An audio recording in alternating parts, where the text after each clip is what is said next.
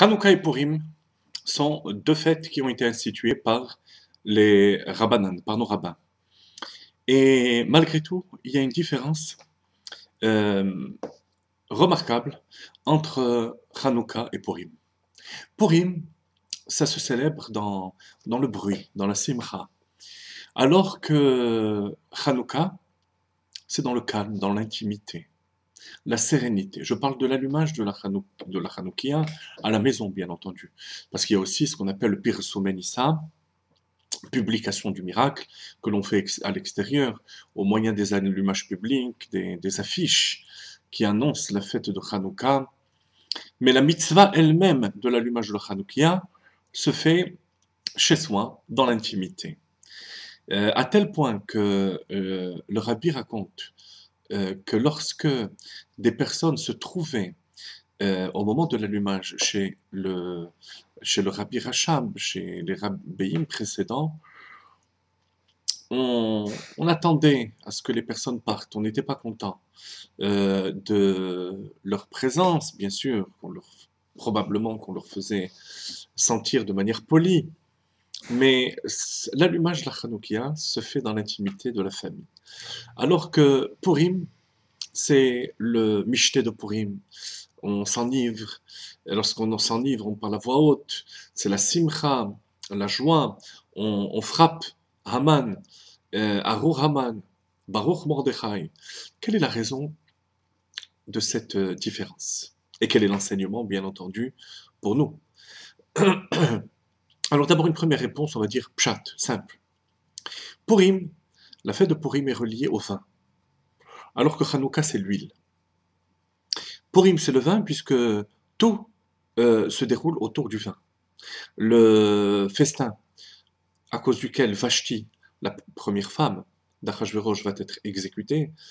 Ensuite, l'invitation de Haman et Achashverosh au premier festin, au deuxième festin, tout tourne autour du vin. Or, le vin, c'est le dévoilement. Comme la Gemara dit, Nichnas yayin yatsa sod. Le vin rentre, c'est le secret qui sort, la personne s'exprime, s'extériorise. Donc le vin, notion de dévoilement. Alors que l'huile ou dans l'olive déjà, l'huile est cachée en profondeur, plus que le vin dans le raisin. Il faut vraiment écraser l'olive pour en faire sortir le jus, pour en faire sortir l'huile. Et même une fois qu'on a l'huile, on allume, on allume la flamme grâce à la mèche qui va aspirer l'huile, et cette huile va brûler silencieusement. Donc il est normal que toute la fête de Hanouka qui tourne autour de l'huile se passe dans l'intimité, puisque l'huile symbolise ce renfermement sur soi. Alors que Purim, qui est marqué par le vin, qui est au contraire le dévoilement de soi, se fête bruyamment et dans la simra. Ça c'est la raison simple. La raison profonde. Le levouche, le Baal HaLevouch, Rabbi Mordechai Yafe, nous explique la différence entre Hanouka et Purim, dans ce sens que à Hanouka, la Gezerah, le décret des Grecs, était d'ordre spirituel. On voulait assimiler le peuple juif à la civilisation d'Athènes, à la philosophie d'Athènes. Et donc il est normal que les Chachamim aient institué la fête de Hanouka autour de la lumière, qui représente la lumière intellectuelle de la Torah et la victoire de la Torah par rapport à la philosophie grecque.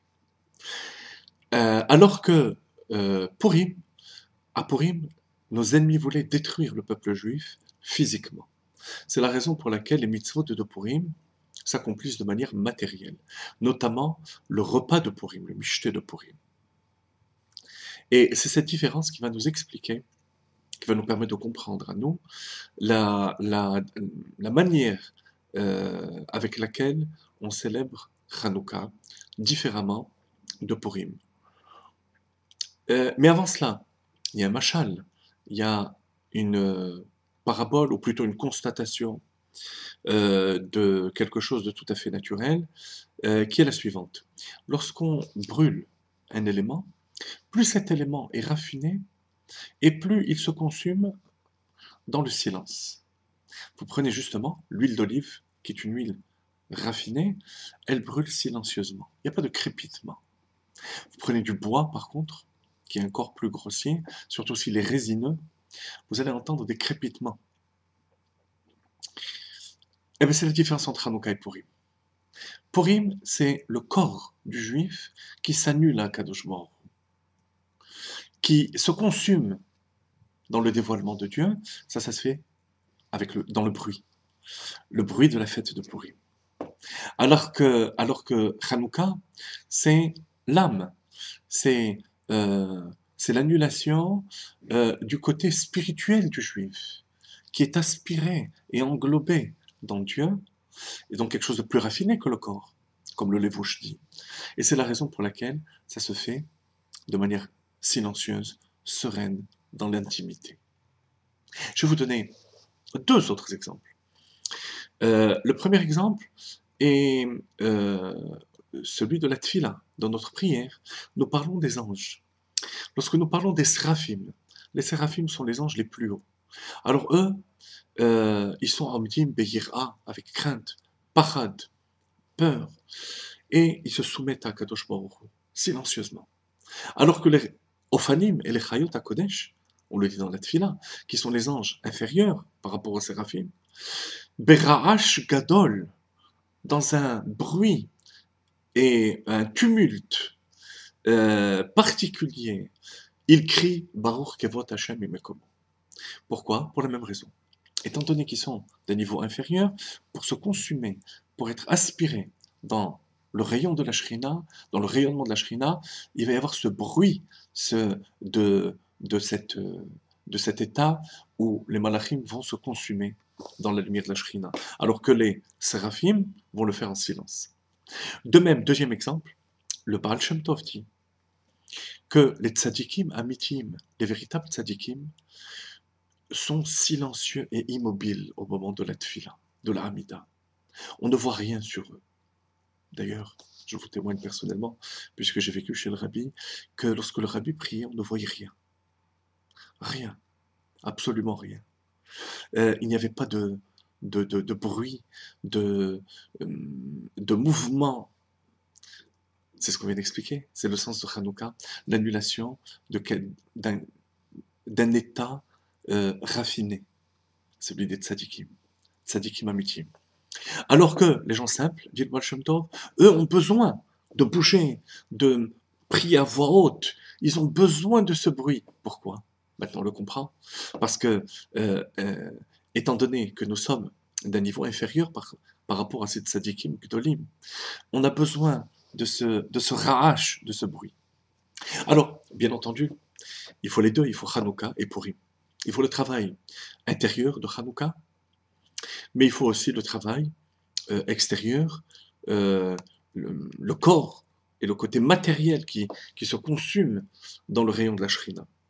Mais en tous les cas, l'enseignement de Hanouka, c'est de développer une kedusha, une lumière tellement intense que cette lumière va rayonner dans le monde et va aspirer les étincelles divines, aspirer le monde silencieusement, sans guerre. C'est ce qu'on appelle le travail de shalom. En Chassidut, on explique qu'il y a 2 manières d'élever le monde matériel.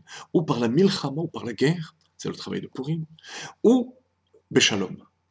Pada beshalom nafshi, comme Hanouka.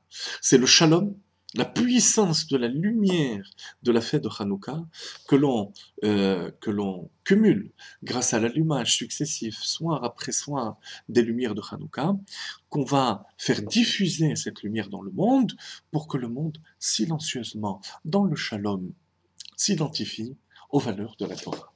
Hanouka Sameach ve Shabbat Shalom.